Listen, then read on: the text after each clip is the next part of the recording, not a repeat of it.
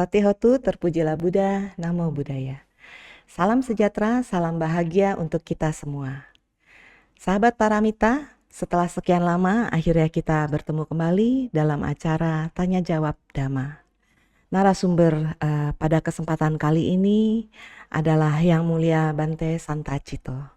Wandami Bante. Ya, baik. Ya. Apa kabar Bante? Kabar baik, sehat. Ya, Ya. baik. Selamat datang di Paramita Sukha Center Bante. Bante, kali ini kita ada beberapa pertanyaan dari umat dan sahabat Paramita. Sudah terkumpul cukup banyak pertanyaannya dan menurut saya pertanyaan-pertanyaan ini sangat menarik Bante. Iya. Ya, seperti contohnya ini di pertanyaan pertama ya Bante. Ini ada diajukan pertanyaan.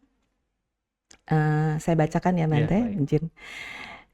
Di dalam ajaran Buddha, apakah ada aturan mengenai menyediakan berbagai macam makanan untuk para leluhur pada saat momen persembahyangan? Ya. Silakan Bante.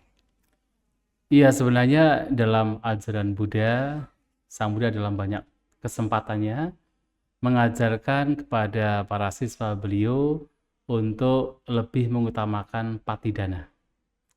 Patidana itu artinya adalah persembahan kebajikan. Jadi pati adalah kebajikan, dana adalah persembahan kebajikan. Yang mana kerabat yang masih hidup pada saat melakukan patidana, baik untuk melakukan kebajikan, apakah berdana kepada anggota sangga, berdana kepada mungkin panti jompo dan sebagainya, yang kemudian setelah melakukan kebajikan demikian, melimpahkan kebajikan untuk yang telah meninggal dunia. Dengan harapan semoga yang meninggal dunia mengetahui kebajikan yang saya lakukan, semoga ia berbahagia. Nah, dengan cara demikian, ketika kemudian yang meninggal dunia itu terlahir di alam yang membutuhkan jasa kebajikan seperti alam peta, maka yang meninggal dunia akan terbantu sekali untuk bisa terbebas dari penderitaan di alam peta. Tetapi apakah kemudian seseorang atau kerabat yang masih hidup kepada mereka yang telah meninggal dunia diperbolehkan untuk memberikan sesajian? Sebenarnya walaupun tidak tercatat dalam khotbah-khotbah Sang Buddha mengenai bahwa setelah meninggal dunia kerabat yang masih hidup memberikan sesajian, tetapi itu tidak dilarang pula, karena begini, ada beberapa kesempatan yang lain, walaupun ini bukan untuk para luhur, tetapi untuk para dewa, Sang Buddha masih bahkan menganjurkan kepada para siswa beliau untuk melakukan sesajian, terutama kepada para dewa. Nah, salah satunya dicatat di dalam khotbah Mahaparinibbana Sutta. Di sana beliau mengatakan bahwa ada beberapa syarat, 7 syarat kemakmuran bagi masyarakat, yang mana salah satu syaratnya adalah ketika masyarakat masih secara berkala membersihkan tempat-tempat yang sakral dan melakukan sesajian. Dan itu adalah syarat kemakmuran. Kenapa bisa demikian? Dalam kitab komentar diperjelas. Dikatakan bahwa di tempat-tempat sakral demikian, biasanya ada dewa yang bersemayam. Walaupun bukan dewa yang tingkat tinggi, tetapi dewa-dewa yang bersemayam di situ ketika masyarakat setempat masih melakukan sesajian secara berkala, mereka pun juga bahagia. Dan sebagai timbal baliknya, karena keberadaan mereka dihargai, kemudian mereka dihormati oleh masyarakat setempat, maka mereka juga akan menjaga masyarakat yang masih melakukan sesajian. Bahkan dalam khotbah lain, dikatakan pula, termasuk dalam yang sering umat Buddha itu membaca, yaitu Ratana Sutta, Ratana Sutta, bahkan Sang Buddha juga menyampaikan, meminta kepada para dewa untuk melindungi siapapun yang melakukan sesajian siang dan malam. Maka sesajian terhadap para dewa dan mungkin masyarakat melakukan sesajian untuk leluhur atas dasar penghormatan terhadap leluhur, itu masih sesuatu yang baik, bukan sesuatu yang merugikan. masih sesuatu yang baik. Kepada para dewa, dewa pun juga bahkan bisa melindungi mereka yang melakukan sesajian. Termasuk patidana. Patidana walaupun itu dianjurkan untuk terutama para leluhur yang kemudian mungkin terlahir di alam peta atau alam yang kurang beruntung, yaitu kita mengatakan hungry ghost atau setan kelaparan, hantu kelaparan. Tetapi ternyata dalam khotbah tertentu Sang Buddha juga menyampaikan bahkan untuk para dewa pun juga baik untuk melakukan patidana. Yaitu dalam Udana Pali dikatakan kalau seorang berumah tangga melakukan kebajikan baik pula untuk melimpahkan jasa kebajikan kepada para dewa yang tinggal bersemayam di rumahnya. Maka itu sesuatu yang baik. Sehingga dalam hal ini, kalaupun tidak disebutkan bahwa sesajian itu patut diberikan untuk para leluhur, tapi itu masih sesuatu yang baik dan masih hal yang baik yang bisa dilakukan atas dasar penghormatan kita yang masih hidup kepada orang tua kita, mungkin sanak saudara kita yang telah meninggal dunia, dengan memberikan sesajian sebagai bentuk penghormatan. Ya, baik Bante. Bante, saya jadi ingin bertanya, bagaimana Bante cara pembedaannya Bante memberikan sesajian, karena kan tadi Bante sebutkan mungkin bisa dewa yang menerima, tapi terkadang mungkin kan sesajian ini juga bisa makhluk rendah lainnya yang menerima. Bagaimana supaya kita tuh tidak menjadi menghambakan diri kepada makhluk tersebut gitu Bante dalam hal memberikan sesajian tersebut. Harus didasari kebijaksanaan bahwa kita memberikan sesajian atas dasar penghormatan, atas dasar penghargaan, bukan untuk sekadar meminta-minta. Itu yang kalau kita itu misalnya memberikan sesajian supaya nanti diberi keselamatan, diberi keberuntungan, hanya meminta-minta semata sehingga kemudian mendewakan hal tersebut, yang itu nantinya menjadi sebuah kemelekatan yang bisa bahkan membawa hal yang tidak baik. Artinya apa? Artinya seseorang bisa kemudian hanya mengacu kepada cara tersebut. Sementara ada hal-hal baik lainnya yang justru bahkan bisa dikatakan lebih signifikan, itu malah dilupakan. Contohnya apa? Contohnya misalnya orang ingin meminta keuntungan, keberuntungan, ingin mendapatkan supaya menjadi kaya, maka melakukan sesajian di tempat sakral tertentu. Oke, ini salah satu hal yang tadi saya sampaikan dalam Mahaparinibbana Sutta, bahkan itu satu syarat kemakmuran. Tetapi ada hal lain lagi yang sebenarnya jauh lebih penting. Untuk supaya seseorang hidup bahagia, berkecukupan dalam ekonomi, dalam kekayaan, yang paling banyak dianjurkan oleh Sang Buddha tidak lain adalah banyak untuk berdana. Berdana kepada siapapun, apakah kepada wihara, bhikkhu sangha, panti jompo, panti asuhan, dan sebagainya. Berdana, memberi, itu justru yang sering dikumandangkan oleh Sang Buddha sebagai cara agar seseorang dalam kehidupannya itu mendapatkan kemudahan di dalam ekonomi. Maka, kalau seseorang hanya terpaku kepada kalau saya memberikan sesajian, saya mendapatkan keberuntungan dan hanya mengarah ke sana saja, itu menjadi bahaya. Melupakan hal-hal lain yang penting. Nah, oleh sebab itu, ketika memberikan sesajian harus didasari pula dengan kebijaksanaan, sehingga tidak memberikan bahaya bagi dirinya. Baik Bante, terima kasih Bante. Pertanyaan selanjutnya adalah, dalam tradisi Buddha Gotama saat ini, apakah ada upacara kematian setelah kremasi? Bagaimana sebaiknya cara menghormati para leluhur seandainya tidak ada upacara setelah kremasi? Sebenarnya Sang Buddha tidak pernah mengajarkan bahwa harus ada upacara tertentu dalam sebuah kematian. Hanya yang diajarkan itu adalah patidana yang tadi telah saya sebutkan, bahwa setelah seseorang, mungkin salah satu kerabat meninggal dunia, maka kerabat yang masih hidup baik untuk melakukan patidana, yaitu dengan melakukan kebajikan, mengatasnamakan yang telah meninggal dunia, berharap yang meninggal dunia ikut berbahagia. Nah, itu yang dianjurkan oleh Sang Buddha. Tetapi apakah boleh misalnya setelah seseorang meninggal dunia, kerabat yang masih hidup melakukan yaitu upacara tertentu, mungkin melakukan sembahyang dan sebagainya, silahkan saja, tidak masalah. Karena sebenarnya selama itu tidak memberikan kerugian, itu bahkan Sang Buddha, kalau kita kembali kepada berbagai kisah yang dialami oleh Sang Buddha, berkenaan dengan tradisi budaya itu di India pada waktu itu sudah sangat masif. Dan Sang Buddha dalam beberapa kesempatan ketika harus berhadapan dengan tradisi yang sudah ada, beliau juga melihat kalau tradisi ini yang sudah ada ternyata itu tidak memberikan kerugian, bahkan masih memberikan manfaat, Sang Buddha masih mentolerir.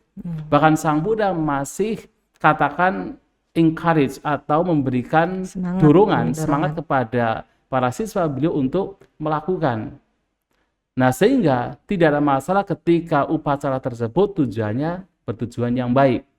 Dan bahkan ketika Sang Buddha parinibbana, kan banyak upacara yang dilakukan.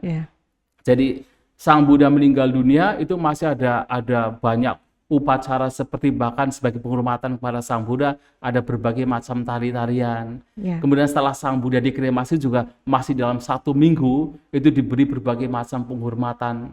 Itu kan tradisi yang sudah ada pada zaman Sang Buddha. Dan itu bukan ajaran Sang Buddha. Sang Buddha tidak pernah mengatakan harus demikian. Tetapi karena itu masih baik, ya tidak masalah. Bahkan para siswa Sang Buddha juga membiarkan. Kenapa? Tujuan dari mereka, masyarakat yang pada waktu itu, misalnya setelah Sang Buddha parinibbana, kemudian mereka melakukan penghormatan dengan cara mempersembahkan tari-tarian dan sebagainya. Dan setelah Sang Buddha jasadnya dikremasi, masih ada penghormatan lagi dengan katakan dengan berbagai macam tari-tarian, persembahan ini dan itu dibiarkan. Kenapa? Karena tujuannya itu masih sesuatu yang baik. Maka kalau sekarang misalnya ada kerabat kita meninggal dunia, kita melakukan upacara tertentu sebagai bentuk penghormatan, apapun itu sebagai bentuk penghormatan, itu tidak ada masalah. Di dalam ajaran Buddha tidak ada hal yang katakan perlu dilarang kalau itu masih bermanfaat. Mungkin juga ada bagusnya juga ya Bante. Jadi pada momen itu kan jadi ada momen mengenang kembali. Betul, mengenang kembali, mengenang kebajikan orang tua atau yang telah meninggal dunia, itu sesuatu yang baik. Ya, baik Bante. Pertanyaan berikutnya, jika suami istri hidup dalam perbedaan pandangan pada akhirnya atau perbedaan tujuan hidup pada akhirnya, baik istrinya atau suaminya sudah lebih aktif menjalani kehidupan sebagai meditator, sebaiknya bagaimana? Misalkan yang bersangkutan sudah kokoh untuk terus sebagai meditator, sedangkan salah satunya masih memikirkan hidup duniawi. Iya, kan sebenarnya kalau kita kembali kepada ajaran Sang Buddha, bahwa kehidupan berumah tangga itu kan tidak hanya berkenaan dengan hal-hal yang bersifat duniawi. Seorang suami dan istri bersatu dalam pandangan ajaran Buddha ini tidak hanya berhubungan dengan misalnya supaya bisa mendapatkan anak, misalnya begitu kan, atau supaya bisa bersenang-senang sebagai suami dan istri. Tapi lebih dari itu adalah bagaimana suami dan istri juga saling menyokong, saling mendukung di dalam hal-hal yang baik. Yaitu apa? Utamanya adalah 4 hal yang mesti suami dan istri harus saling menyokong, yaitu keyakinan, kemudian moralitas, kedermawanan, dan juga kebijaksanaan. Artinya adalah misalnya suami dan istrinya, salah satunya misalnya suaminya sudah baik di dalam keyakinan, tapi istrinya belum baik dalam keyakinan, maka tugas suaminya adalah mengajak, mendorong istrinya untuk memperoleh keyakinan yang baik. Atau juga sebaliknya. Atau misalnya istrinya sudah baik dalam kemoralan, tapi suaminya masih bolong-bolong, maka tugas istrinya adalah bagaimana menyokong, mendorong suaminya juga untuk bisa menjaga, merawat moralnya dengan baik. Dan seterusnya, berkenaan dengan kedermawanan, berkenaan dengan kebijaksanaan juga sama. Maka suami dan istri punya tugas untuk saling menyokong apa yang baik sesuai dengan Dhamma. Nah, dalam konteks ini, nah kalau misalnya kok suaminya kok belum begitu tertarik dengan pengembangan batin, kita juga mesti melihat apa itu meditasi. Karena jangan-jangan istrinya yang mengatakan sebagai meditator tetapi salah mengarahkan meditasinya. Ya. Meditasi itu adalah bagaimana setiap saat, setiap momen seseorang itu mengembangkan batinnya dalam apapun aktivitas yang dilakukan.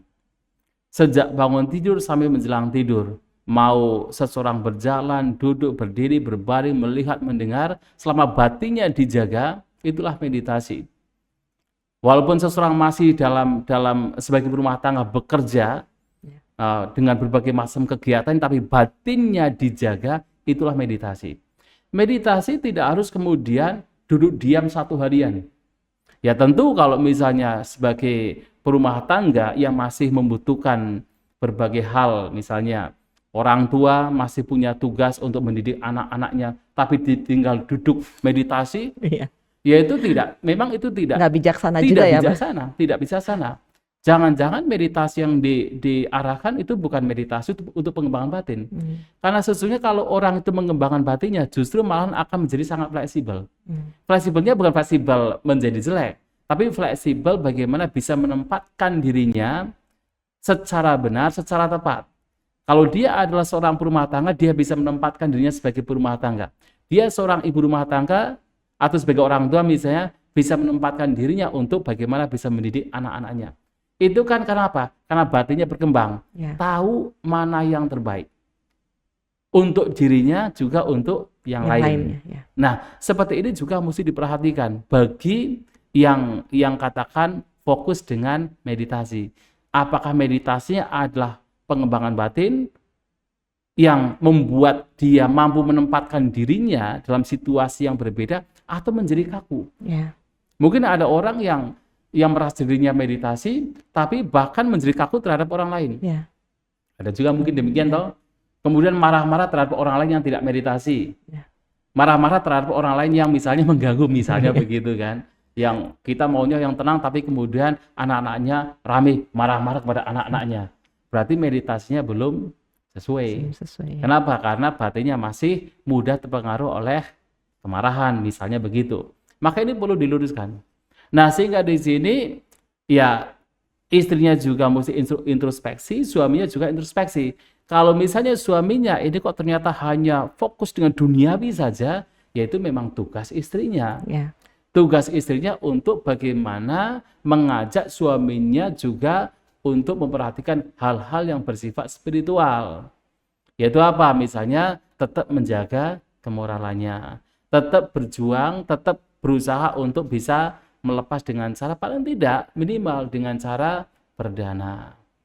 Tetap kemudian berjuang untuk mengembangkan kebijaksanaannya. Itu tugas kalau istrinya sudah lebih baik di dalam hal-hal yang lebih bermanfaat atau di dalam nilai-nilai luhur, maka tugas istri adalah mengajak suaminya untuk juga bersama-sama melakukan yang terbaik untuk mengembangkan yang baik.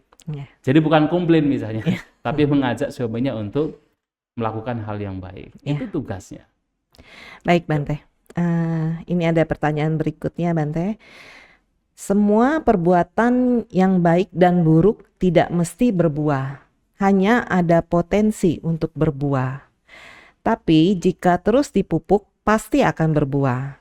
Saya ingin bertanya, apakah kita bisa membuat hanya perbuatan baik saja yang berbuah dengan cara tidak memupuk perbuatan buruk yang pernah kita lakukan?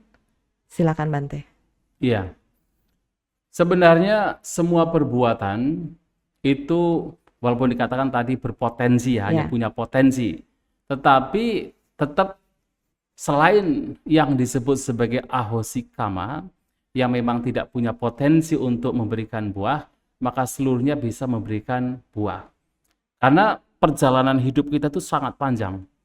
Sangat panjang. Bahkan kita sudah kalau secara Buddhis kita sudah hidup di alam tumimbal hari ini tidak terhitung banyaknya. Maka perbuatan-perbuatan yang kita lakukan ini boleh dikatakan hampir semuanya berbuah. Punya potensi dan juga berbuah. Selama kita masih hidup di alam gemimba lahir.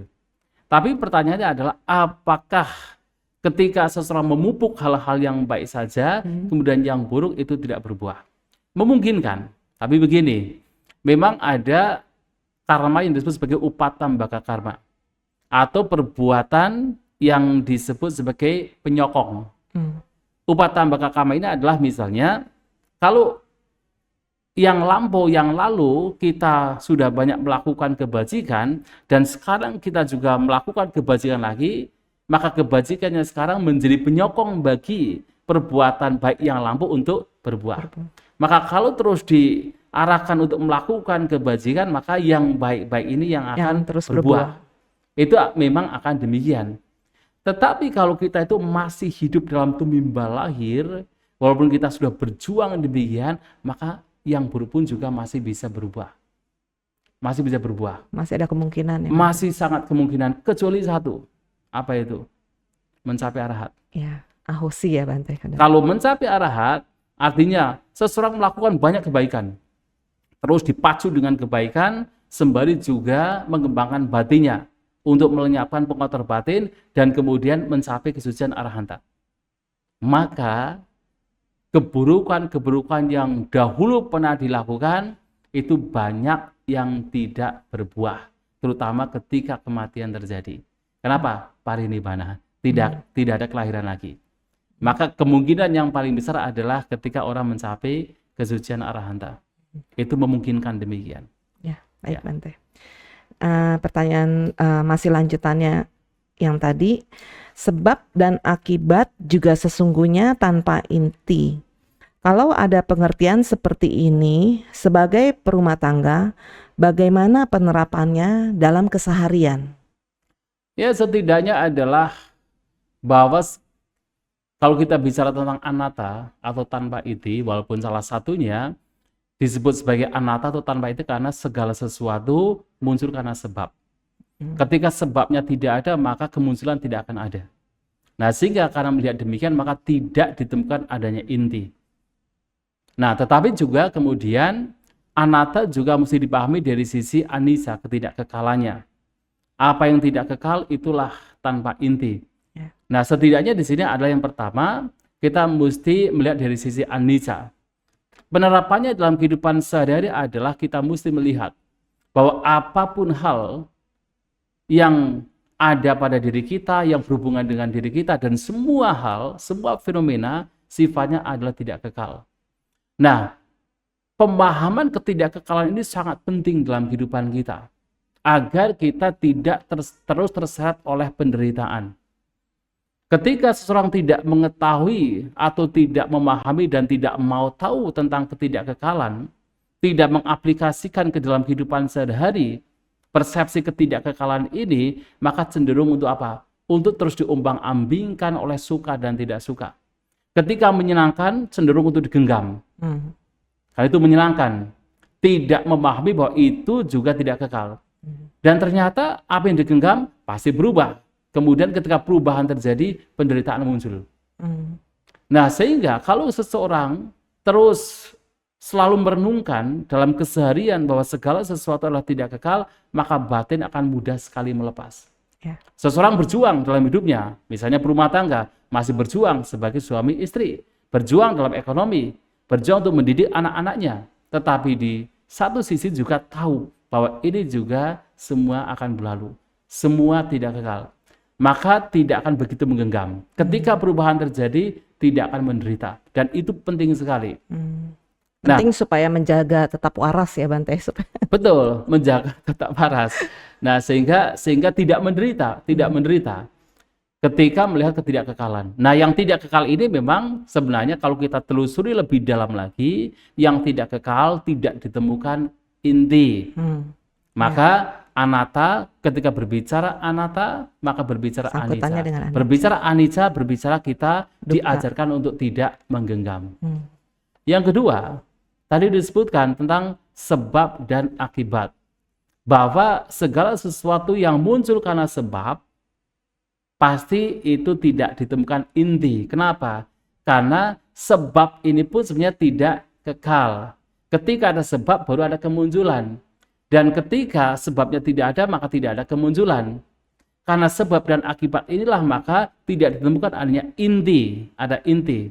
Nah, kalau kita berbicara sebab dan akibat, Sang Buddha telah mengajarkan, terutama di dalam salah satunya hukum karma, bahwa ketika seseorang memberikan sebab-sebab yang baik, maka nanti akibatnya juga baik. Ketika sebabnya baik, akibatnya kebahagiaan. Ketika sebabnya buruk, akibatnya adalah penderitaan. Nah, kalau kita bicara sebab dan akibat dalam konteks yang seperti ini, maka kita diajarkan, kalau kita ingin bahagia, kita mesti memunculkan sebab-sebab yang baik. Kita diajarkan untuk menghindari sebab-sebab yang buruk, kita diajarkan untuk mengembangkan sebab-sebab yang baik, agar akibatnya juga menjadi baik. Nah, itu juga menjadi salah satu ajaran ketika kita berbicara sebab dan akibat, yang memang ketika ditelusuri lebih dalam lagi, karena ada sebab akibat, sebabnya tidak kekal, maka akibatnya tidak kekal, maka tanpa inti. Tapi dari sebab dan akibat ini juga diajarkan bahwa kalau kita ingin bahagia, munculkan sebab-sebab yang baik. Ya, baik Bante. Terima kasih Bante.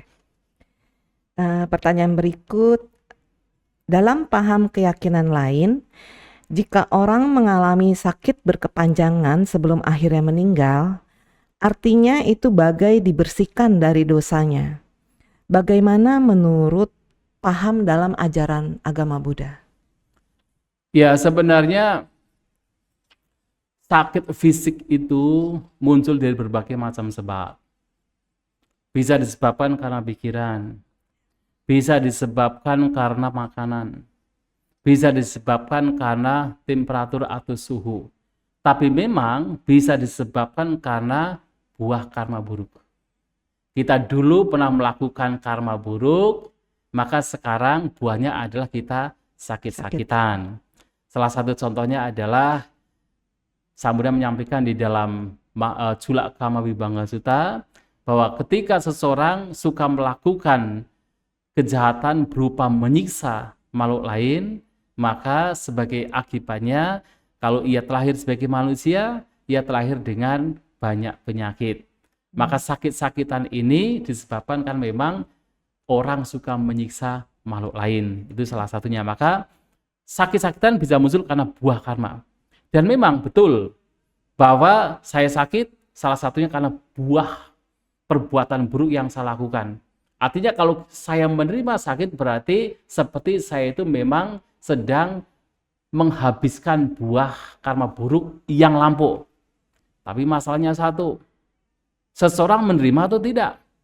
Ketika kemudian seseorang mendapatkan penyakit tapi kemudian muncul kemarahan, malah menambah, muncul ketidaksukaan, muncul kebencian, itu membuat karma buruk yang baru.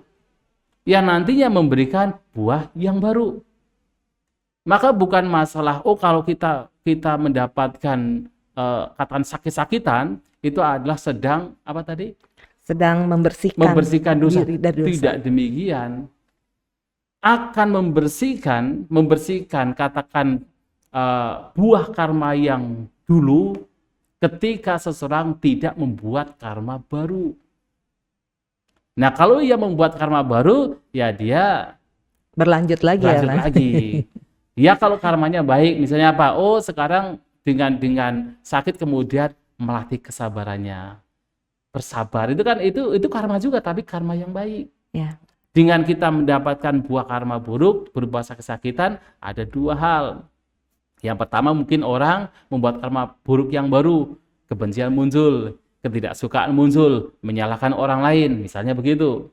Tapi yang kedua adalah seseorang mungkin justru memunculkan pikiran yang baik. Itu apa? Berlatih bersabar. Berlatih menenangkan batinnya, merenungkan hukum karma, merenungkan ketidakkekalan. Itu adalah hal yang baik. Ya. Maka tergantung dari respon dari orang tersebut. Jadi nggak otomatis. Tidak otomatis. Baik Bante, menarik sekali. Berikutnya ini ada pertanyaan. Saya pernah membaca bahwa ada atau tidak adanya Buddha, Dhamma akan tetap ada. Jika memang begitu, mengapa muncul kembali Buddha yang baru dengan ajarannya? Apakah itu Dhamma yang sama ataukah akan ada ajaran yang baru? Demikian, Ya, Bante. sebenarnya kan memang mengapa dikatakan bahwa ada atau tidak ada Buddha, Dhamma tetap ada. Karena apa itu Dhamma? Dhamma adalah salah satunya tadi telah saya sampaikan. Hukum ketidakkekalan. Itu Dhamma. Apa yang tidak kekal itu adalah duka penderitaan.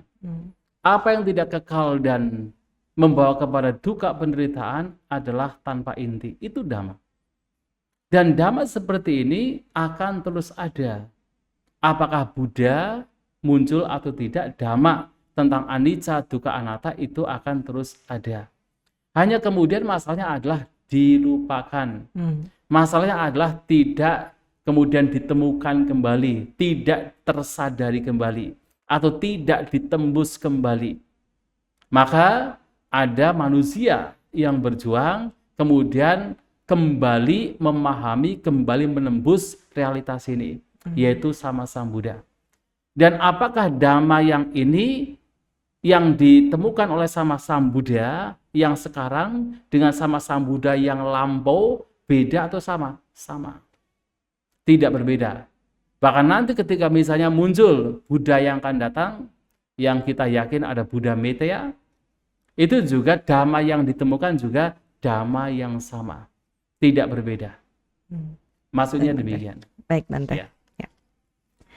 Untuk pertanyaan berikutnya, ini ada pertanyaan, apakah dengan bertekad tiap kali berbuat baik untuk mengikis kilesa pada kehidupan ini, otomatis akan kembali bertemu dengan Dhamma sejati pada kelahiran berikutnya? Demikian, Bante.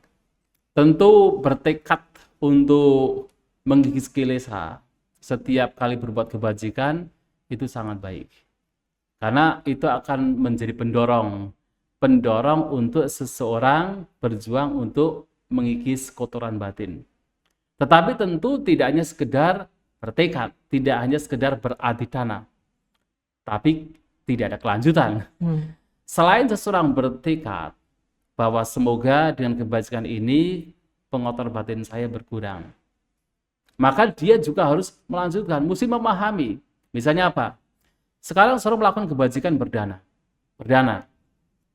Kemudian bertekad, semoga dengan berdana ini kotoran batin saya berkurang atau kotoran batin saya terkikis. Itu baik. Tapi juga tidak sekedar itu saja. Mesti dipahami dalam batin. Mesti dilihat secara langsung dalam batinnya sendiri. Ketika ia berdana, ada tidak pengurangan kotoran batin? Setidaknya dipahami, oh kalau saya berdana, batin saya kok lebih ringan. Kekikiran saya berkurang. Yang tadinya tamak, sekarang itu semakin berkurang. Yang tadinya ketika sebelum berdana, saya itu betul-betul berjuang karena dengan kekikiran, seperti ada pertarungan. Kan kadang begitu ya. Berdana tidak. Itu pertarungan antara mau melepaskan kekikiran atau tidak. Tapi kemudian berhasil berdana. Nah, pemahaman bahwa melalui pengalaman langsung demikian dan dipahami bahwa ketika saya berdana artinya kekikiran ini semakin berkurang, itulah yang mesti juga dipahami secara langsung supaya apa yang menjadi tekad itu tidak sekadar ucapan dan pikiran, tapi juga betul-betul itu dipahami secara langsung. Kalau saya berdana, oh ternyata kekikiran saya semakin berkurang. Kalau saya berdana, oh ternyata cinta kasih saya semakin bertambah, kebencian semakin berkurang. Kalau saya tidak berdana, tidak ada pemikiran supaya orang lain berbahagia. Tapi kalau saya berdana kok saya merasa bahagia, karena saya telah membuat orang lain bahagia, maka cinta kasih semakin bertambah, kebencian semakin berkurang.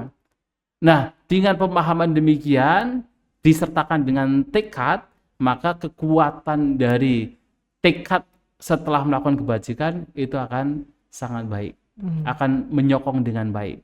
Maka tidak hanya sekedar bertekad tanpa mengetahui, tapi bertekad dengan mengetahui di dalam diri sendiri bahwa saya berdana melakukan kebajikan, oh pengotor batin semakin berkurang. Dan apakah nanti dengan cara demikian bisa membawa seseorang untuk bertemu dengan dhamma? Ya jelas. Karena sekarang ya apapun yang apalagi kalau kita berbicara dhamma kan itu sesuatu yang bukan kecil, Ya, bukan receh. ya, Kita bertemu dengan dhamma itu sesuatu yang sangat besar. Artinya sebuah keberuntungan yang begitu besar. Dan keberuntungan ini, yang begitu besar ini, sebenarnya muncul dari perbuatan-perbuatan bajik yang lampu yang juga besar. Dengan kata lain, kalau sekarang kita melakukan kebajikan demi lenyapnya pengotor batin itu adalah dhamma sendiri, maka tentu kedepannya akan membawa kita untuk selalu bersama dengan dhamma. Dan itu memungkinkan. Maka kalau kita perhatikan seperti kisah-kisah pada zaman dahulu kan, bagaimana mereka yang menjadi siswa Sang Buddha, Bhante Sariputa, Bhante Mahamoggala dan seterusnya, mereka sudah banyak melakukan kebajikan dalam kehidupan yang lampau sesuai dengan dhamma. Sehingga sekarang mereka menjadi para siswa utama. Akan demikian ya. Baik Bante, pertanyaan berikutnya seperti ini Bante. Bagaimana menurut pandangan Buddha Dhamma jika saya memberikan makanan berupa binatang hidup kepada binatang peliharaan saya? Satu sisi saya merasa tidak tega terhadap binatang hidup yang dikorbankan. Di sisi lain, jika saya tidak memberikan makanan kepada binatang peliharaan saya yang lainnya ini malah akan menjadi sakit. Iya. Demikian Bante. Kalau secara ajaran Buddha, tidak ada alasan untuk melukai ataupun membunuh makhluk lain. Tidak ada alasan. Ya Bante. Walaupun tadi mungkin beralasan, kalau saya tidak memberikan makhluk hidup untuk yang lain, maka yang lain akan menderita. Pembunuhan tetap pembunuhan. Ketika seseorang tahu bahwa makhluk hidup ini diberikan ke yang lain, itu akan dimakan, akan dibunuh, maka dia juga sudah ikut andil di dalam kejahatan tersebut. Ikut andil di dalam perbuatan buruk tersebut, yaitu menyebabkan makhluk yang satunya mati. Meninggal. Maka tidak ada alasan untuk membenarkan perbuatan demikian. Itu termasuk karma buruk, walaupun alasannya adalah rasa kasihan terhadap makhluk lain, tetapi dia tahu bahwa dengan cara demikian makhluk yang satunya itu akan dimakan, akan terbunuh. Maka sebenarnya seseorang kalau tahu, kalau kita sudah memahami mana yang baik, mana yang tidak baik, maka seseorang mestinya mengantisipasi sebelumnya. Artinya kalau sudah tahu bahwa kalau saya memiliki misalnya ini yang kadang terjadi, saya tahu bahwa kalau saya memiliki binatang piaraan ini, maka saya harus memberikan makhluk hidup lain untuk bisa dimakan. Artinya saya harus membunuh. Maka lebih baik jangan memiliki binatang piaraan ini daripada nanti menyebabkan saya untuk membunuh makhluk lain. Kan biarkan binatang hidup liar sesuai dengan alamnya mereka. Kenapa kita mesti ikut campur? Betul. Membawa binatang tersebut di kandang, kemudian kita memberikan makan dengan cara kita membunuh. Kan seperti apa? Membuat petaka bagi kita, ya kan? Maka kalau tahu bahwa binatang ini bisa hidup dengan cara membunuh makhluk lain, maka jangan ikut andil. Artinya kita harus mengantisipasi dari jauh untuk tidak memelihara binatang yang demikian. Yang pertama yang mesti dilakukan.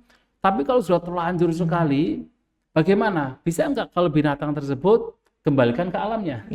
Function ya Bante. Function, kembalikan ke alamnya. Kalau kemudian binatang tersebut kok membunuh, itu bukan kita. Karena kita sudah tidak ada hubungan lagi. Karena kita tidak memelihara lagi. Biarkan kembali ke alamnya. Oh ternyata nggak bisa Bante. Apa yang mesti dilakukan? Bisa enggak dengan cara yaitu memberikan misalnya makhluk yang sudah mati, seperti seseorang membeli daging di pasar tanpa order, tanpa kemudian kepada pedagangnya tolong besok ya sediakan daging sekian gitu, tanpa demikian. Tapi memang sudah ada misalnya daging yang sudah dijual, jadi tidak harus membunuh. Tapi yang paling terbaik adalah mengantisipasi dari awal. Kalau tahu bahwa kalau saya memiliki binatang piaraan ini, saya harus membunuh, maka jangan kemudian memiliki. Karena nanti membuat kita harus membunuh. Kan seperti begini, kalau tahu saya berteman dengan orang ini, saya akan ikut-ikutan dengan cara jahatnya, maka jangan berasosiasi. Ya, Kan seperti itu. ya Bante. Maka Sang Buddha menyampaikan dalam konteks yang lain, ase wana ca balanang. Jangan berasosiasi dengan orang bodoh dengan kata lain orang yang jahat. Karena tahu kalau saya berasosiasi, maka saya akan mengikuti caranya. Ya. Kan seperti itu, ada antisipasi. Ya. Seperti ini juga sama. Kalau tahu bahwa dengan saya memiliki binatang ini, saya harus membunuh, maka jangan kemudian mencoba untuk memiliki. Nah, maka itu yang mesti kita lakukan. Maka orang yang bijaksana adalah orang yang tahu tidak hanya saat ini, tapi tahu ke depannya apa yang dilakukan bermanfaat atau tidak, merugikan atau tidak. Kalau tahu bahwa ke depannya itu merugikan, maka jangan dilakukan. Kalau tahu ke depannya memberikan manfaat, baru kemudian dilakukan. Itu yang mesti kita lakukan dalam kehidupan kita. Ya, baik Ya, Bante. begitu ya. Ya, Ya. baik Bante. Baiklah sahabat Paramita, tadi kita sudah menyelesaikan sesi yang pertama dalam acara Tanya Jawab Dhamma. Berikutnya kita akan lanjutkan sesi yang kedua masih bersama dengan Yang Mulia Bante Santacito. Jangan lupa sahabat Paramita, jika sahabat mempunyai pertanyaan silakan kirim di kolom komentar. Baik Bante, terima kasih banyak atas kehadiran Bante. Baik, terima kasih dan Ya. sampai jumpa di sesi berikutnya. Baik Bante, terima kasih.